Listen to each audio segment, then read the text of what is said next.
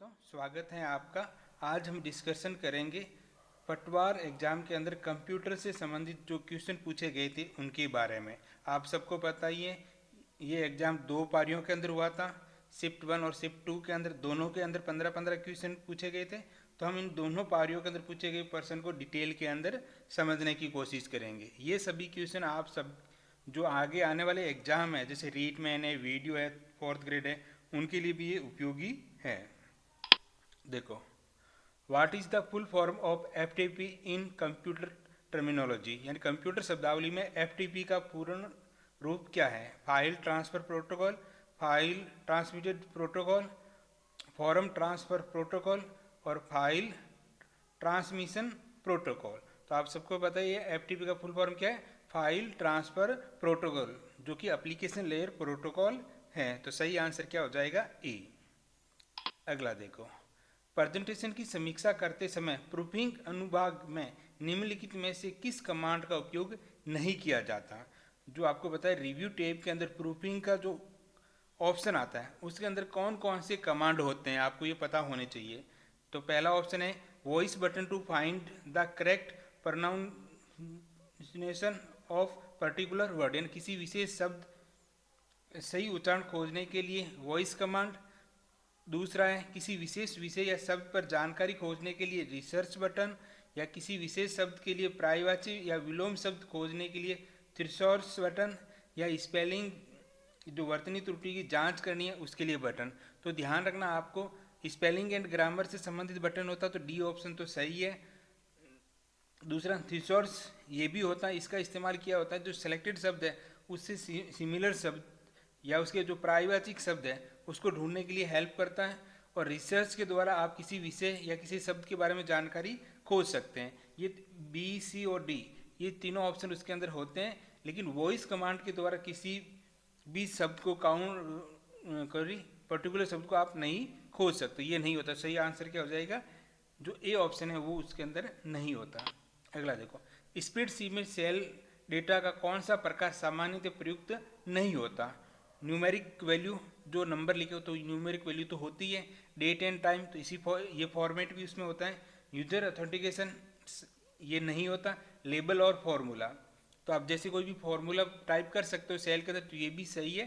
तो पहला, दूसरा और चौथा ये सभी तो ऑप्शन होते हैं। लेकिन जो यूजर ऑथेंटिकेशन है इसका स्प्रेडशीट के अंदर जो डेटा है, जो सेल है, उसे कोई मतलब नहीं होता। तो आंसर क्या हो जाएगा? सी आंसर इसका क्या है? गलत है। अगला देखो, निम्नलिखित में से कौन सा कंप्यूटर नेटवर्क का एक प्रकार नहीं है? पहला है लैन। देखो, आप कंफ्यूजन हो सकते हो, जैसे लैन प्रकार है लेकिन जिसकी फुल फॉर्म है वो थोड़ी सी गलत है।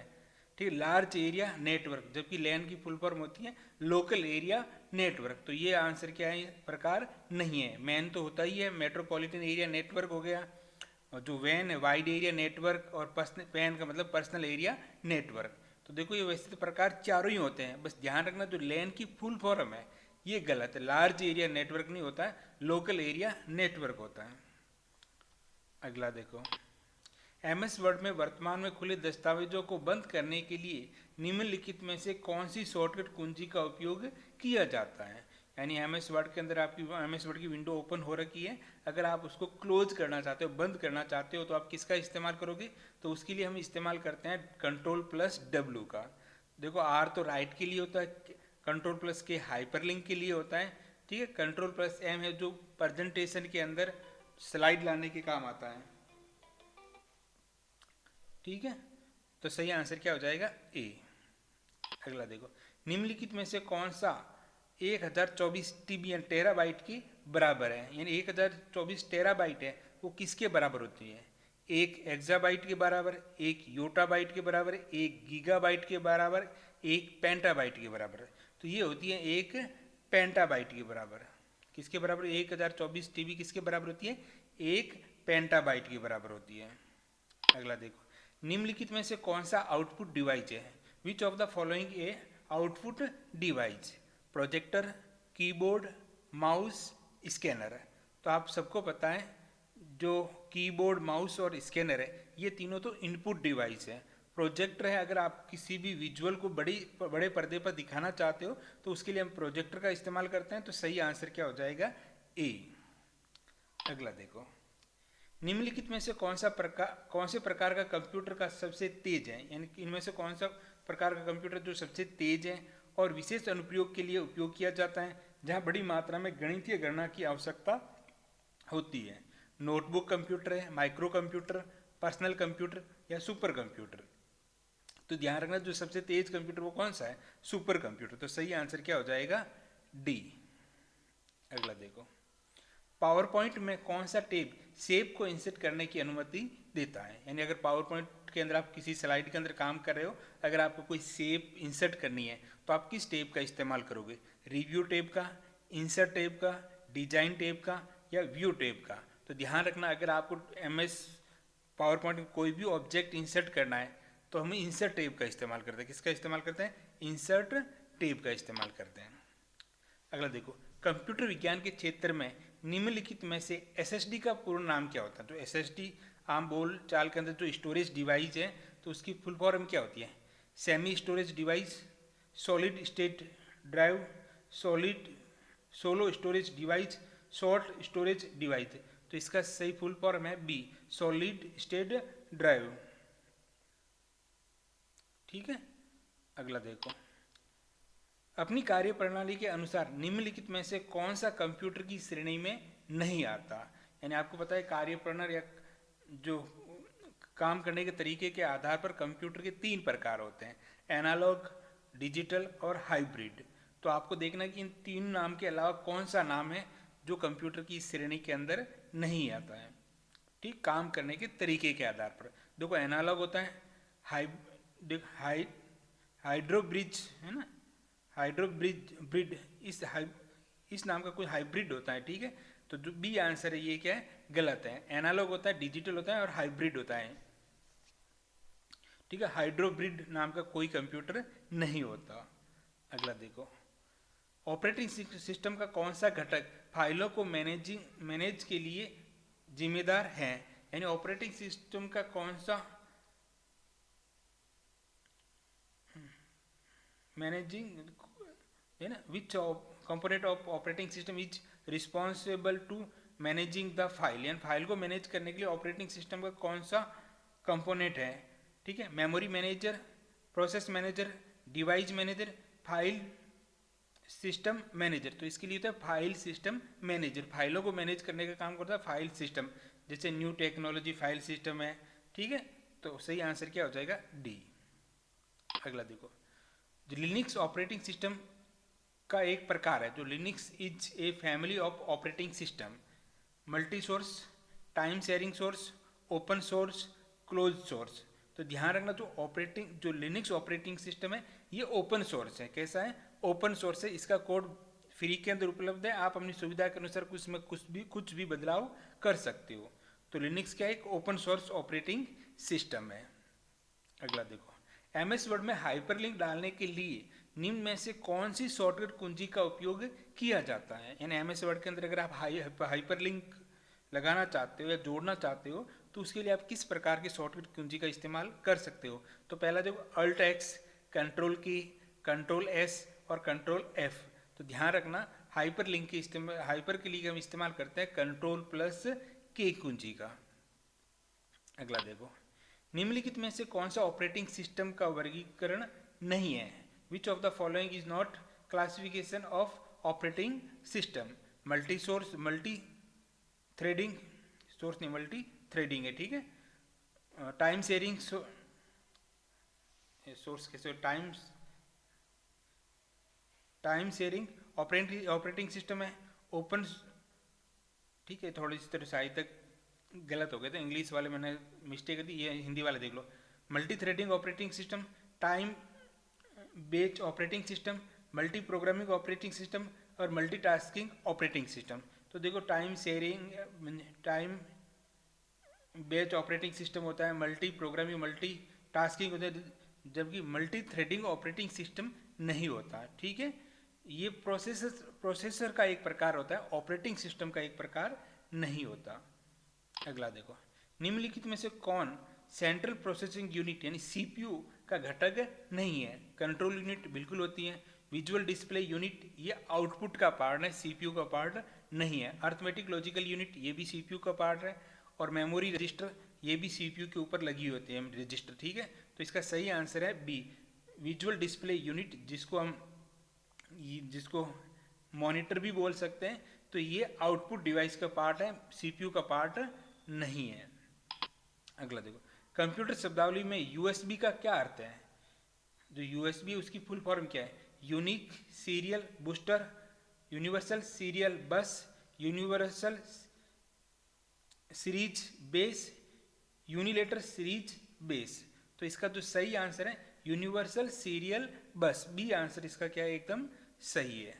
अगला देखो, कंप्यूटर की प्राथमिक मेमोरी जो रोम है का अर्थ है?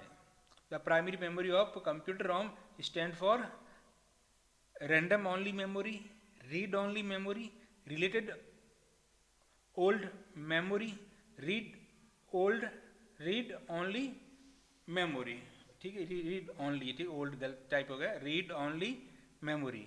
तो इसका सही आंसर है डी, क्या, रीड ओनली मेमोरी। क्या आंसर है? Read only memory.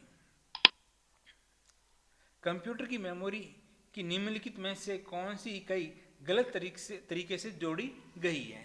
तो ये पहला है 1024 TBN टेराबाइट बराबर होता है 1 PBN पेंटाबाइट के बराबर होता है, ये बिल्कुल सही है। 1024 बाइट है वो 1 GB के बराबर होता है, नहीं, ये 1 KB के बराबर होता है। किसके बराबर? 1 KB, बी आंसर क्या है इसका सही है। 8 बिट मिलकर क्या बनाता है? 1 बाइट है। 1024 किलो बाइट है वो मिलकर क्या बनाता है? 1 MB यानी मेगा बाइट। तो सही, जिसका जो गलत मेल है वो कौन सा है? बी, ठीक है, गलत लगा, बी आंसर इसका सही है, ठीक है। 1024 बाइट बराबर है 1 GB, जबकि 1024 बाइट किसके बराबर होता है? 1 KB के बराबर होता है। अगला देखो, ऑनलाइन स्टोरेज जिसके लिए इंटरनेट कनेक्टिविटी की आवश्यकता होती है, निम्नलिखित में से कौन सा एक ऑनलाइन स्टोरेज है जिसके लिए इंटरनेट कनेक्टिविटी की आवश्यकता होती है? देखो, हार्ड डिस्क डायरेक्ट कनेक्ट होती है, SSD डायरेक्ट कनेक्ट होती है, मेमोरी कार्ड भी डायरेक्ट कनेक्ट होता है, लेकिन जो क्लाउड स्टोरेज, जो इसमें जैसे हम गूगल ड्राइव इस्तेमाल करते हैं, तो क्लाउड स्टोरेज का इस्तेमाल करने के लिए हमें इंटरनेट की क्या होती है? आवश्यकता होती है। तो इसका सही आंसर क्या हो जाएगा? सी। अगला देखो, निम्नलिखित में से कौन सा कंप्यूटर के इनपुट डिवाइस का उदाहरण है? Printer, speaker, monitor, mouse. देखो, प्रिंटर है, स्पीकर है, मॉनिटर है, ये तीनों ही क्या है? आउटपुट डिवाइस है। तो इनपुट डिवाइस क्या है? माउस। सही आंसर क्या हो जाएगा? माउस। अगला देखो, निम्नलिखित में से कौन सा क्लाउड स्टोरेज का एक उदाहरण नहीं है? ठीक है, ड्रॉप बॉक्स बिल्कुल है, वन ड्राइव ये भी है, गूगल ड्राइव ये भी है। तो इसका सही आंसर क्या? एलेक्स ड्राइव नाम का कोई क्लाउड स्टोरेज नहीं है। डी आंसर क्या है इसका सही है। अगला देखो, निम्नलिखित में से कौन सी प्रमुख रिलेशनल डाटाबेस प्रबंधन प्रणाली के द्वारा उपयोग की जाने वाली सबसे लोकप्रिय क्वेरी भाषा है, यानी स्ट्रक्चर्ड क्वेरी लैंग्वेज है? डाटा मॉडरेट लैंग्वेज नहीं है, क्वेरी लैंग्वेज तो होती है लेकिन कौन सी है ये पता नहीं चल रहा इसमें। स्ट्रक्चर्ड क्वेरी लैंग्वेज, तो ये आंसर इसका क्या एकदम सही है, ठीक है। तो रिलेशनल डाटाबेस प्रबंधन के लिए हम अधिकतर जो लोकप्रिय लैंग्वेज इस्तेमाल करते हैं वो कौन सी है? SQL है, स्ट्रक्चर्ड क्वेरी लैंग्वेज। अगला देखो, इथरनेट कार्ड को किस नाम से भी जाना जाता है? देखो, इथरनेट कार्ड को हम NIC कार्ड के नाम से भी जानते हैं। किस नाम से जानते हैं? NIC card. तो NIC कार्ड की फुल फॉर्म क्या होती है? न्यू इंटरफेस कार्ड नहीं, नेटवर्क इंटरफेस कार्ड, ये बिल्कुल सही है। नेटवर्क इंटरचेंज कार्ड ये भी नहीं है, नेटवर्क इंटरमिशन कार्ड ये भी नहीं है। तो इसका सही आंसर है बी, नेटवर्क इंटरफेस कार्ड, ठीक है। इथरनेट कार्ड कह सकते हो या NIC कार्ड भी बोलते हैं इसको, ठीक है। NIC कार्ड की फुल फॉर्म क्या होती है? नेटवर्क इंटरफेस कार्ड, यानी आपके CPU आपके कंप्यूटर के अंदर जिस स्थान से आप इंटरनेट या केबल को कनेक्ट करते हो उसको हम कहते हैं इथरनेट कार्ड या NIC कार्ड। डेटा ट्रांसफर की दर निम्नलिखित में सबसे उपयुक्त विकल्प चुने, यानी what is data transfer rate. तो पहला है, देखो, the number of bit transmit between register and source in 5 minute, ठीक है। तो ये तो गलत होगा, ये तो मुझे नहीं लगता ये है। दूसरा, the number of channel available, यानी कितने चैनल अवेलेबल जहाँ से आप डाटा ट्रांसफर कर सकते हो, तो ये दर तो नहीं बताएगा। The number of register travel, यानी कितने रजिस्टर जो है वो ट्रेवल कर रहे हैं, तो ये भी नहीं बताएगा। The number of bit transmit between source and destination in 1 second, तो ये इसका सही आंसर है। यानी 1 सेकेंड के अंदर सोर्स से डेस्टिनेशन के बीच में कितना डाटा ट्रांसफर हुआ, वो क्या होता है, डेटा ट्रांसफर की दर होती है। डेटा ट्रांसफर की दर क्या होती है, सोर्स से डेस्टिनेशन के बीच में 1 सेकेंड के अंदर कितना डाटा ट्रांसफर हुआ है, वो क्या होती है, डेटा ट्रांसमिशन रेट। तो सही आंसर क्या है, डी। अगला देखो, कंप्यूटर शब्दावली में GUI का पूर्ण रूप क्या है। यानी GUI को क्या हम कहते हैं, ग्राफिकल यूजर इंटरफेस, है ना, पहला graphical user intermediate, graphical user interconnection, graphical user interface, graphical user, तीसरा ग्राफिकल यूज इंटरफेस, और चौथा है ग्राफिकल यूजर इंटरफेस। तो आपको बताइए जो हमारा ऑपरेटिंग सिस्टम है 2 प्रकार का होता है, एक तो GUI आधारित होता है यानी ग्राफिकल यूजर इंटरफेस, दूसरा होता है कमांड इंटरफेस। ठीक है, तो इसका सही आंसर क्या है, कमांड या कैरेक्टर यूजर इंटरफेस। तो सही आंसर है डी, ग्राफिकल यूजर इंटरफेस। अगला देखो, निम्नलिखित में से कौन सा एक ऑपरेटिंग सिस्टम नहीं है। मैक ओएस, तो मैक ऑपरेटिंग सिस्टम है जो एप्पल बनाता है। लिनक्स, ये ओपन सोर्स ऑपरेटिंग सिस्टम है। माइक्रोसॉफ्ट विंडोज, तो विंडोज ऑपरेटिंग सिस्टम है जो माइक्रोसॉफ्ट कंपनी बनाती है। MS वर्ड, ये एक एप्लीकेशन सॉफ्टवेयर है, न कि ऑपरेटिंग सिस्टम। तो इसका सही आंसर हो जाएगा डी। अगला देखो, निम्नलिखित में से कौन सी शॉर्टकट कुंजी MS ऑफिस में हाइपरलिंक सम्मिलित करती हैं। पहले हमने क्वेश्चन देखा, पहले शिफ्ट में था तो वहाँ पर तो वर्ड का पूछ लिया, यहाँ पर ऑफिस का पूछ लिया। Ctrl+K, Ctrl+M, Ctrl+J, Ctrl+D, तो इसका सही आंसर है Ctrl+K। अगला देखो, निम्नलिखित में से कौन सा स्प्रेडशीट या MS एक्सेल का गणितीय फंक्शन नहीं है। सम इफ बिल्कुल है, कंडीशन के आधार पर आप किसी भी वैल्यू की जोड़ कर सकते हो।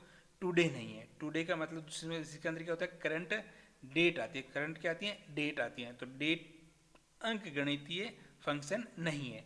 राउंड बिल्कुल आता है, ठीक है, और काउंट भी है। तो सही आंसर क्या हो जाएगा, टुडे।